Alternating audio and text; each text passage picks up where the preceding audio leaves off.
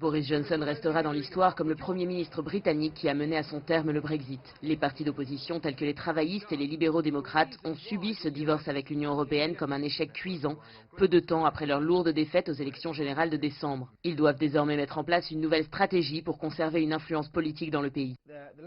Le Parti travailliste, le principal parti d'opposition, va tenter de bénéficier des potentielles retombées négatives du Brexit. Si l'économie s'affaiblit, ils veulent pouvoir dire « si nous avions géré le Brexit autrement, nous ne serions pas dans cette position ». Ils ne parlent plus de revenir sur le Brexit ou organiser un nouveau référendum pour se mettre dans une position leur permettant de critiquer la politique économique du gouvernement concernant le Brexit.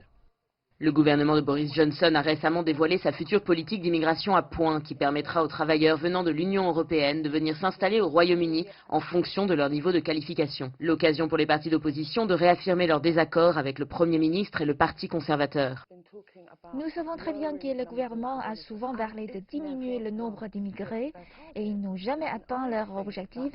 Et je pense que parler d'objectifs chiffrés et d'immigrés comme s'ils sont un problème n'est pas digne du gouvernement. Les partis travaillistes célèbrent la contribution des immigrés. Nous voulons un système juste. Nous ne participerons pas à ces jeux politiques des conservateurs parce que leurs objectifs n'ont jamais été atteints. Du côté de l'Écosse, la question de l'indépendance est à nouveau étudiée. Le Parti national écossais fait campagne pour que l'Écosse quitte le Royaume-Uni et retourne dans l'Union européenne. Le peuple écossais a dit qu'il ne voulait pas quitter l'Europe et bien sûr le peuple écossais a placé sa confiance dans le Parti national écossais. Mon message à Boris Johnson est que nous ferons ce référendum sur l'indépendance et il ne pourra pas l'empêcher. Mon message au peuple écossais est de continuer de faire confiance à leurs concitoyens.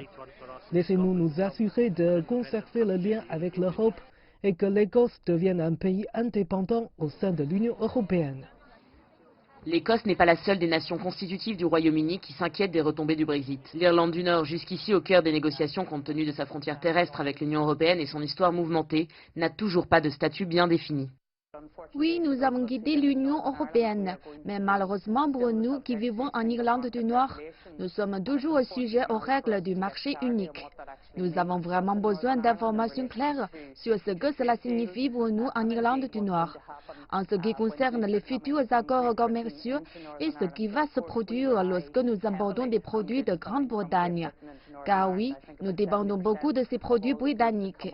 Je crois qu'environ 70% de ce que nous importons provient de Grande-Bretagne. Et bien sûr, cela nous inquiète.